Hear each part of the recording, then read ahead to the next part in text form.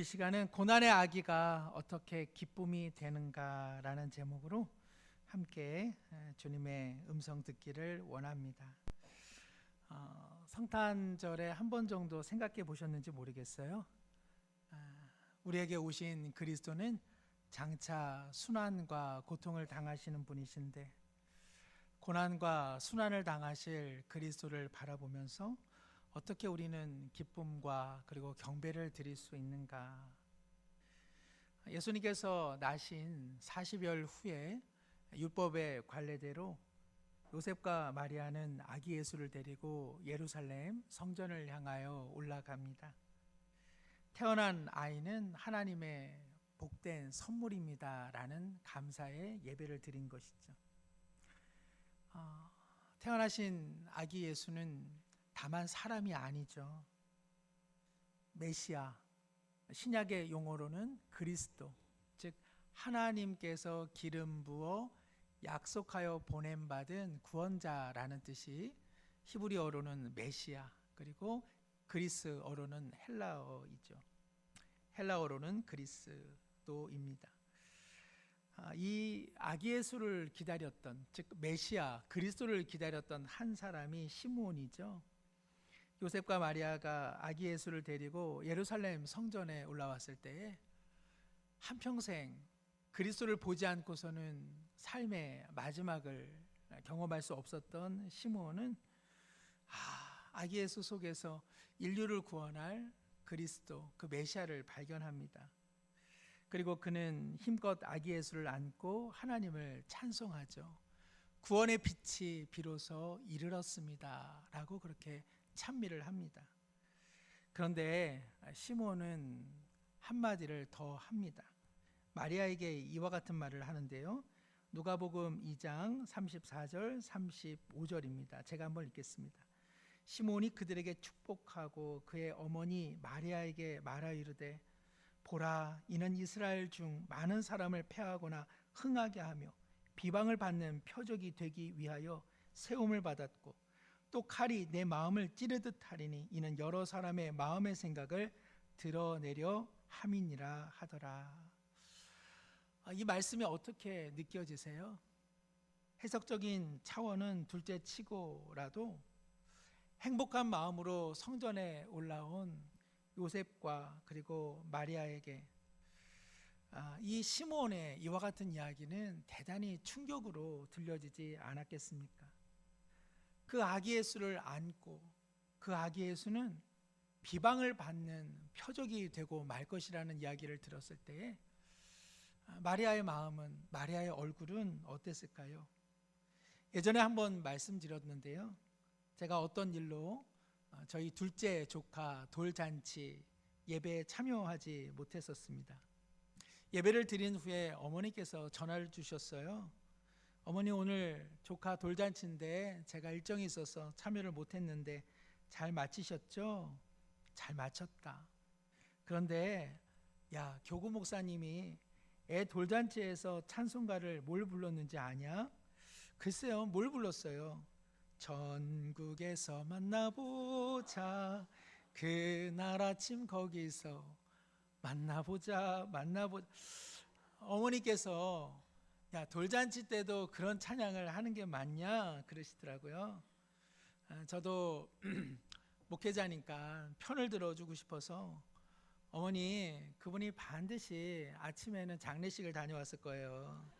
저녁에는 돌잔치를 가다 보니까 정신이 없어서 그렇게 두탕 뛰다 보면 정신없을 때가 있어요 라고 제가 이야기를 했습니다. 저는 복음서에 나타난 예수님의 성탄의 기쁜 소식의 이야기를 늘 읽다가도 방금 읽은 누가복음 2장 바로 이 부분에서는 마음이 멈춰 버립니다. 시므온이 마리아에게 건넨 이 말, 태어난 아기는 영광의 빛이지만 영광의 빛 대신 이 아기를 받아들이는 자에게는 높임을 받을지언정 그리스도를 받아들이지 않는 자에게는 이 아이는 큰 아픔의 표적이 될 것이요, 마리아 당신에게는 슬픔의 칼날처럼 당신의 폐부를 깊이 찌르게 될 것입니다. 마리아는 그때 채 20살이 되지 않았던 사실은 소녀에 불과합니다. 그리고 그녀의 정상적인 혼인 속에서 아이를 갖지 않았기 때문에 여러 모양으로 어려운 마음 처지에 놓였을 터이죠. 그런 어린 한 소녀가 이제 갓난 아기를 가슴에 안을 때에 이 아이는 비방의 표적이 될 것이고, 그리고 이 아이로 인해 당신의 삶은 예리한 칼날에 찌른 듯 마음 아플 것입니다 라는 이야기를 들었을 때 마리아는 어떤 얼굴 표정을 지었을까요? 어떤 12살 소녀가 앞을 보지 못했는데 많은 분들의 도움으로 개안 수술을 받았습니다. 소녀는 후원자 중 한 분에게 편지를 보내면서 저는 더 이상 벽이나 기둥에 부딪히지 않게 되어 너무 행복합니다. 밤하늘의 별들이 이렇게 아름다운 줄 처음 알게 되었습니다. 꽃들은 얼마나 아름다운 색깔을 갖고 있는지 저는 매일매일이 놀랍습니다. 정말 세상이 이처럼 아름다운 색으로 가득 차 있다는 것을 저는 이제 알게 되었습니다 라고 편지를 띄웁니다. 그런데 소녀의 마음을 아프게 한 것이 있었어요. 그것은 엄마를 보는 것이었습니다. 안타깝게도 엄마도 앞을 보지 못하는 분이었습니다. 엄마의 얼굴을 비로소 처음 보았는데 엄마의 얼굴에 너무 상처가 많더라는 것이죠. 알고 보았더니 어린 자기를 업고 다니면서 여기저기 부딪혔던 엄마의 상처와 흔적이 얼굴에 가득 있었던 것입니다. 자신은 눈을 떠서 세상의 아름다움을 보는 것이 너무 행복하기는 했지만 앞을 보지 못하는 엄마를 바라보는 것, 그리고 엄마의 얼굴이 온통 흉터와 상처로 얼룩져 있다는 것을 보았을 때 과연 이 소녀의 얼굴 표정은 어떠했을까요? 말씀드린 것처럼 아기 예수를 품에 안은 어머니 마리아는 너무나 행복했지만 시몬을 통해서 아기 예수가 경험할 고통과 슬픔의 시간들을 이야기 들었을 때에 과연 기뻐할 수 있었을까요? 우리 성도님들은 성탄의 시간을 보내면서 함께 찬송과 찬양 그리고 칸타타를 준비하고 있기는 하지만 예수님의 삶에 대한 조금의 이해를 갖고 있다면 선뜻 아기 예수를 향하여 우리는 축하와 경배를 드리기가 쉽지 않다는 것을 알고 있습니다. 성경은 예수 그리스도의 삶의 고난에 대해 이렇게 말씀하고 있습니다. 이사야 53장 3절에서 4절, 우리 잘 아는 말씀인데 함께 읽겠습니다. 그는 멸시를 받아 사람들에게 버림받았으며 간고를 많이 겪었으며 질고를 아는 자라. 마치 사람들이 그에게서 얼굴을 가리는 것 같이 멸시를 당하였고 우리도 그를 귀히 여기지 아니하였도다. 그는 실로 우리의 질고를 지고 우리의 슬픔을 당하였거늘 우리는 생각하기를 그는 징벌을 받아 하나님께 맞으며 고난을 당한다 하였노라. 아멘. 어떤 면에서 가장 슬픔의 얼굴은 예수 그리스도의 얼굴인지 모릅니다. 왜냐하면 많은 사람들은 예수 그리스도를 통하여 그는 하나님께 맞고 있으며 하나님의 저주를 받아 십자가에서 자기 죄로 죽임을 당한다 생각했기 때문에 그렇습니다. 예수 그리스도의 삶은 버림을 받은 인생이고 많은 이들에게 배척을 받았습니다. 저는 지난 금요일 기도회를 마치면서 금요 기도에 모인 성도님들에게 이와 같은 내용으로 마지막 기도를 드리자고 이야기했습니다. 두루마리에 쌓여 구유에 누이신 아기 예수께 우리 모두 경배하는 마음으로, 우리 모두 기쁨의 마음으로, 우리 모두 감사의 마음으로 그 아기 예수께 오늘 감사의 고백을 기도로 드립시다. 그렇게 제가 제안은 했지만 제 스스로는 더 이상 기도가 나오지 못했습니다. 아기 예수의 얼굴 속에 그분이 당하실 가시면류관, 고난, 십자가, 배척, 그리고 버림받음의 인생을 생각할 때에 그 아기 예수를 향하여 선뜻 감사하다고, 사랑한다고, 오신 주님을 환영한다고 말하기는 너무나 어려웠습니다. 1950년 12월 23일, 그러니까는 6.25 전쟁이 한창이던 때에 미군과 남한은 북진할 수 있는 기회를 잡게 되었죠. 그러나 중공군의 인해 전술로 잘 아시는 것처럼 흥남부두에서 전군이 철수를 해야만 했습니다. 특별히 미국은 10만 명의 자국의 미군 병사를 구출하기 위해서 100여 척의 미국의 배들을 띄웠습니다. 이제 막바지 철수 작업이 마무리될 때 메레디스 빅토리호는 얼마에 남은 미군 병사들과 그리고 선원들 그리고 물자를 운반하여서 이제는 남한으로 내려갈 참이었죠. 그런데 놀랍게도 선장은 결단을 합니다. 모든 물자를 다 버립시다. 그리고 아직 피난하지 못한 남한의 14,000명을 이 배에 태웁시다 라고 하는 결정을 합니다. 흔히 말하는 흥남부두 철수 작전의 성탄의 기적이라 불리는 사건입니다. 그리고 12월 23일에 출항한 빅토리아호는 12월 25일 남한 거제에 도착을 하게 되죠. 그런데 놀랍게도요, 그 3일여 시간 동안 그 배에서 무려 5명의 신생아가 태어났습니다. 그 아수라장 같은 화물선, 그 어두컴컴한 밑바닥에서 영롱한 생명의 빛 5명의 아이가 태어났을 때 미군은 이것을 기록하기 위해서 임의로 이름을 붙여줬습니다. 미군 사람들 생각하기에 한국 사람은 뭘 제일 좋아한다고 생각해요? 김치. 그래서 그 첫 번째 태어난 아이 이름을 무엇으로 지읍니까? 김치 1. 두 번째는 김치 2, 김치 3, 김치 4, 김치 5. 그야말로 독수리 5형제, 김치 5형제로 부르게 되죠.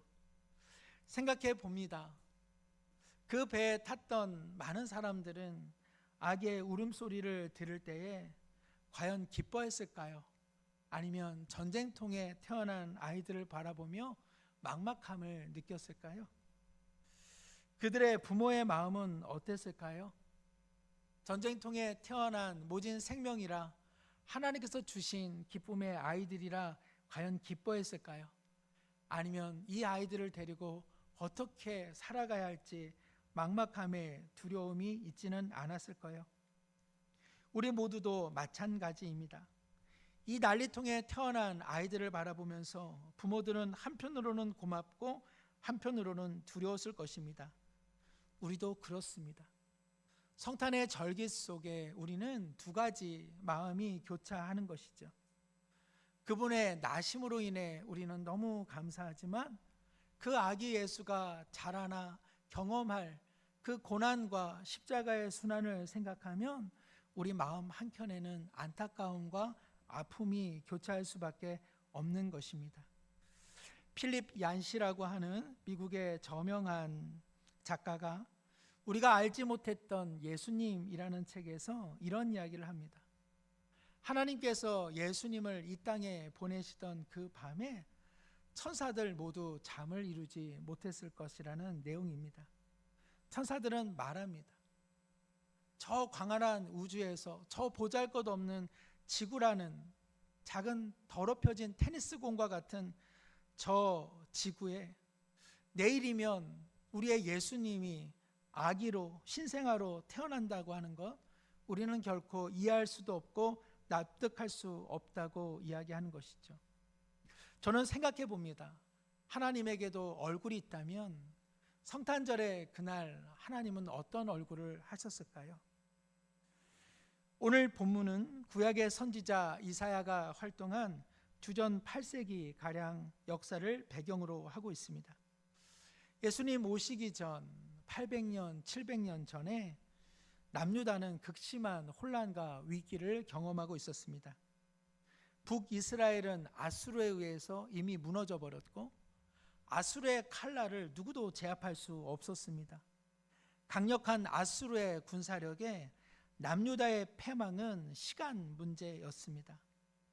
그러한 극심한 고통과 혼란 속에 하나님께서는 이사야를 통하여 소망의 메시지를 주고 계십니다. 오늘 1절과 2절에는 흑암이라는 단어가 표현되고 있는데 바로 이것이 남유다의 상황이었습니다. 우리 성도님들께서는 어떤 어려움을 경험하시면 뭐라고 말씀하세요? 앞이 캄캄하다라고 이야기합니다. 대낮인데도 불이 환히 밝혀져 있는데도 우리는 앞이 캄캄하다라고 이야기합니다. 흑암이라고 하는 것은 당시 사람들이 경험하고 있는 절망적인 상황을 의미하는 것이죠. 오늘 4절 말씀에 보면 멍에, 채찍, 막대기 같은 것이 나옵니다. 서대문 감옥소를 가보면 일제시대에 독립군을 어떻게 그들이 또한 핍박하고 고통을 당했는지 여러 도구가 거기에는 나오죠. 멍에, 채찍, 막대기라고 하는 것은 그들이 경험했던 고통의 도구들을 의미하고 있습니다. 이런 때에 하나님께서 메시아를 통해 이사야를 통해서 주신 약속의 말씀이 바로 6절입니다. 우리 6절 말씀 함께 읽겠습니다.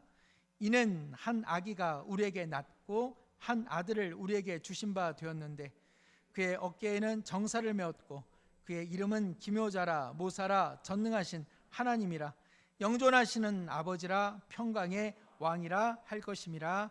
아멘. 이 본문의 말씀에 대한 여러 해석보다는 제가 주목하고자 하는 것은 한 아기가 우리에게 낳고 한 아들을 우리에게 주신 바 되었다라고 하는 것입니다. 하나님께서 절망과 흑암 가운데 살아가는 이들을 구원하시는 일에 기적을 동반하지 않으시고 능력의 어떤 이적을 수행하지 않으시고 하나님의 방법은 나는 내 아들을 너희에게 내어줌으로 너희를 구원하겠다고 약속하시는 것이죠. 구약 성경을 한마디로 표현하자면 나는 너희를 위해 예수 그리스도를 보낼 것이다 라는 내용이고요. 신약 성경을 한마디로 표현하자면 하나님께서 보내시겠다 약속하신 그리스도께서 오셨다라는 내용입니다. 하나님께서는 우리를 구원하시는 일에 자신의 아들을 내어주신 사건, 그것이 바로 성탄절입니다. 그래서 이사야 7장 14절에는 이러한 말씀이 선포되고 있습니다. 함께 보겠습니다. 그러므로 주께서 친히 징조를 너희에게 주실 것이라. 보라, 처녀가 잉태하여 아들을 낳을 것이요 그의 이름을 임마누엘이라 하리라. 아멘. 여기 처녀가 잉태하여 아들을 낳는다라고 하는 것은 훗날 성령으로 말미암아 마리아가 예수 그리스도를 낳으시는 사건으로 성취가 되어집니다. 처녀는 어떠한 방법으로도 잉태하여 출산할 수 없습니다. 그러나 처녀가 잉태하여 출산하였다라고 하는 것은 예수 그리스도의 나심이 인간이 원인이 되지 못한다는 것을 이야기하고 있는 것입니다. 결과는 우리에게 복인데 그 결과를 만들어낸 원인이 누구에게 있지 않다? 사람에게 있지 않다. 바로 하나님께 있다. 그것이 바로 동정녀 마리아가 잉태하여 출산을 한 기적의 내용이라 할 수 있습니다. 여기 임마누엘이라고 하는 뜻은요, 마태복음 1장 22절 23절에 잘 나와 있습니다. 이 말씀도 우리 함께 읽겠습니다. 이 모든 일이 된 것은 주께서 선지자로 하신 말씀을 이루려 하심이니 이르시되 보라, 처녀가 잉태하여 아들을 낳을 것이요 그의 이름은 임마누엘이라 하리라 하셨으니 이를 번역한즉 하나님이 우리와 함께 계시다 함이라. 아멘. 저는 성도님들에게 오늘 설교의 시작을 이와 같은 제목으로 질문했습니다. 어떻게 고난을 받고 어떻게 슬픔을 지고 가는 아기 예수, 그 앞에서 우리는 찬송하고 경배하고 감사의 찬미를 올려드릴 수 있는가? 장차 칼로 찌름받는 고통의 어미 앞에서 우리는 어떻게 예수 그리스도의 나심을 함께 기쁨으로 노래하자고 인사할 수 있을까? 어떤 면에서는 그것은 너무 잔인한 일이 아닌가, 그것은 너무나 잔혹감을 불러일으키는 내용이 아닌가. 어떻게 우리는 오후에 찬양 발표, 성탄 축하 발표회를 할 수 있을까요? 그분은 가시면류관으로 온몸이 피로 범벅이게 될 그런 운명을 경험하게 되실 분인데, 우리는 어떻게 성탄 축하 발표회를 준비할 수 있을까요? 어떻게 우리는 그분을 향해 성탄의 기쁜 찬송을 드릴 수 있을까요? 왜 제 목은 상했을까요? 성탄 축하 발표, 이거 노래를 너무 많이 불러가지고 지금 너무 연습을 많이 해가지고 그래요. 우리는 아기 예수 그리스도의 얼굴을 보며 그분의 나심과 그분을 보내신 하나님, 그리고 우리는 마리아와 요셉과 함께 얼마든지 기뻐할 수 있습니다. 저는 그 이유를 두 가지 말씀드리고자 합니다. 첫 번째는 성탄절은 하나님께서 우리를 살리시기 위하여 일으키신 하나님의 사건이기 때문에 그렇습니다. 원인은 우리에게 있었습니다. 그러나 복된 생명의 사건으로 우리 하나님께서 만들어 주셨기 때문에 그렇습니다. 성탄절은 하나님께서 우리와 얼만큼 함께 하시고자 하는지, 얼마나 우리와 함께 하기를 원하시는지를 가장 극명하게 보여주시는 구원의 사건이기 때문에 그렇습니다. 성탄절에 우울한 것은 하나님께서 원하시는 것이 아닙니다.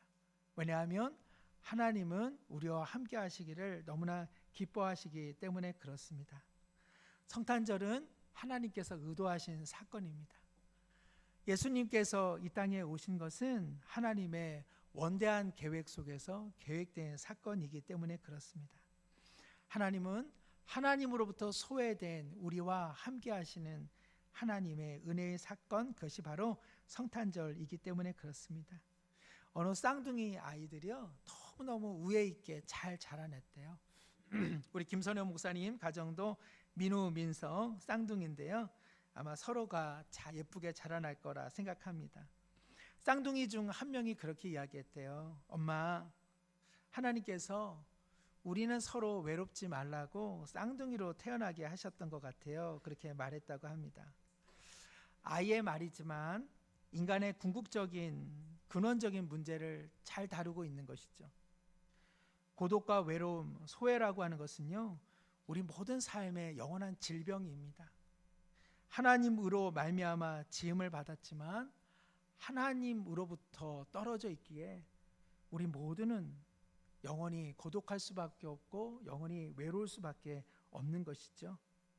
솔제니친이라고 하는 저명한 러시아 사상가, 작가가 있습니다.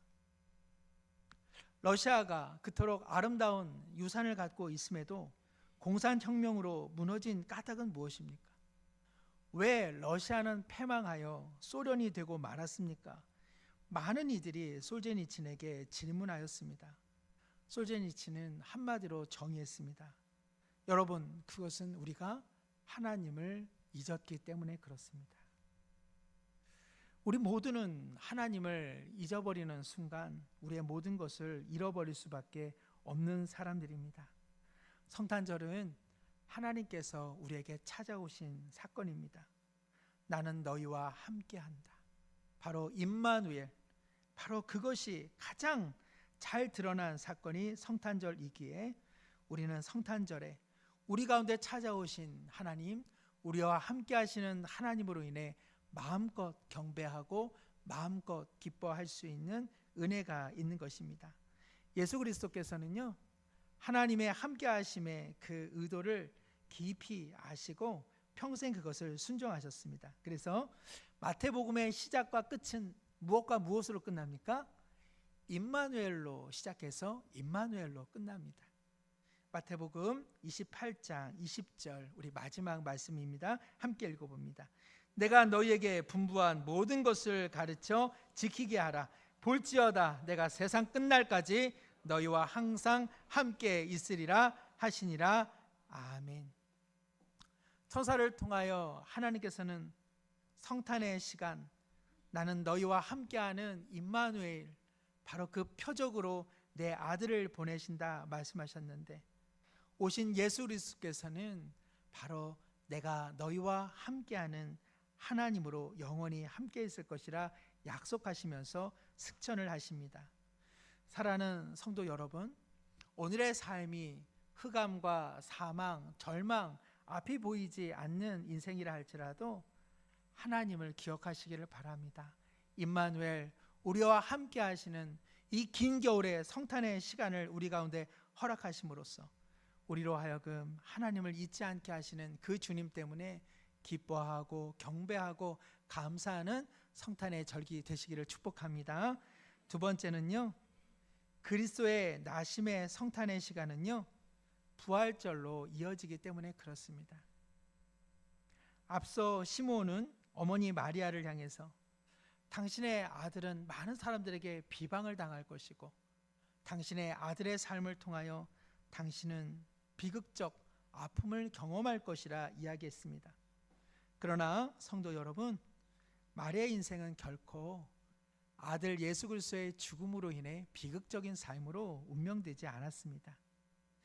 피에타라고 하는 하나의 예술 작품이 있죠. 그것은 마리아의 고통을 담은 그러한 그 내용을 형상한 작품들을 피에타라고 하는데요. 유명한 작품 중에 하나는 미켈란젤로의 피에타입니다. 십자가에서 싸늘히 식은 시신을 안고 있는 어머니 마리아의 모습, 어떤 면에서는 세상에서 가장 비극적인 모습일 것입니다. 사랑하는 아들 예수 그리스도의 그 피 묻은 그리고 차디찬 그 죽음을 쓰다듬고 있는 어머니의 모습이라고 하는 것은 너무나 슬픔이죠. 그러나 마리아의 모습은 그것이 다가 아닙니다. 예수님께서 십자가에서 죽으셨으나 예수님은 부활하셨습니다. 그리고 예수님은 40일 동안 그 어머니와 그리고 제자들과 함께 오랜 시간을 보내셨습니다. 그리고 예수님께서는 영광 중에 승천하셨습니다. 예수님께서 승천하신 이후에 누구도 흩어지지 않았습니다. 예수님의 어머니인 마리아와 제자들과 예수님의 형제들은 마가의 다락방에 모여서 예수님의 영이신 성령님을 기다렸던 것이죠. 사도행전 1장 14절이 이것을 잘 말씀해 주고 있는데요. 우리 함께 읽겠습니다. 여자들과 예수의 어머니 마리아와 예수의 아우들과 더불어 마음을 같이하여 오로지 기도에 힘쓰더라. 아멘. 오순절날 예수 그리스도의 영이 그들 마음 가운데 임하였을 때 그들은 다시 성탄의 기쁨을 누렸을 터이고, 그리고 그들 마음에는 말로 다음 없는 기쁨과 감사가 넘쳐났던 것이죠. 사랑하는 성도 여러분, 우리는 부활절의 시각으로 아기 예수 성탄절을 맞이하는 사람들입니다. 우리는 예수 그리스도의 나중의 운명을 잘 알고 있습니다. 예수님은 비록 십자가에서 돌아가셨으나 부활하시고 그리고 승천하시며 지금 하나님 우편 영광스러운 보좌 앞에 계시는 것이죠. 아기 예수 얼굴 속에서 우리는 그것을 바라본다면 우리는 마음껏 주님의 오심과 나심을 찬양할 수 있는 것입니다. 저는 오늘 여러분들에게 질문했습니다. 성탄의 절기 속에 고난을 당하실, 그리고 십자가의 순환을 당하실 그리스도를 생각할 때 어떻게 우리는 아기 예수를 경축하고 경배할 수 있을까? 사랑하는 성도 여러분, 하나님께서는 우리로 하여금 경배하며 경축하라고 말씀하십니다. 왜 그렇습니까? 성탄절은 고독과 소외와 절망과 흑암 가운데 살아가는 우리에게 함께 하시는 하나님의 놀라운 은총이기 때문에 그렇습니다. 우리는 아기 예수의 고난을 바라보면서도 어떻게 아기 예수를 우리는 사랑할 수 있을까요?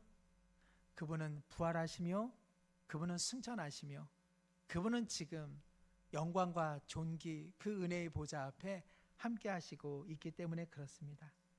사랑하는 성도 여러분, 우리는 성탄의 절기에 마음껏 주님을 경배하며 찬양하기를 원합니다.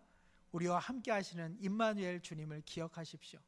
그리고 오신 그리스도는 그 모든 능력과 순종으로 십자가를 넘어 부활과 승천과 그리고 통치자가 되어주심에 오늘도 우리의 삶을 인도하시고 그리고 붙잡으시며 영원한 주의 나라로 이끌고 계심으로 성탄의 절기가 기쁨의 절기, 감사의 절기, 경축의 절기, 경배의 절기가 되기를 소망합니다. 기도하겠습니다. 하나님 아버지, 우리는 아기 예수의 얼굴 속에서 하나님의 무한하신 사랑과 임마누엘 은총을 발견합니다. 우리는 다만 아기 예수의 얼굴 속에서 피 묻은 가시면류관을 넘어 영광의 면류관을 바라보며 부활이요 승천이요 통치자이시며 완성자이신 그리스도의 능력을 발견합니다. 성탄의 절기 함께 경배하며 경축할 때 우리 모두 기쁨으로 하나님이 행하신 놀라운 구원 사건을 영광으로 올려드리게 하여 주시옵소서. 우리 마음 가운데 기쁨과 감사가 넘쳐나게 하여 주시옵소서. 성탄의 시간을 통하여 긴 겨울을 이겨낼 수 있는 소망을 발견하게 하여 주옵시고 우리를 구원하신 임마누엘 우리 주 하나님 앞에 영광과 찬미를 올려드리는 우리의 복된 겨울의 시간이 되게 하여 주시옵소서. 의지하오며 예수님의 이름으로 기도드립니다. 아멘.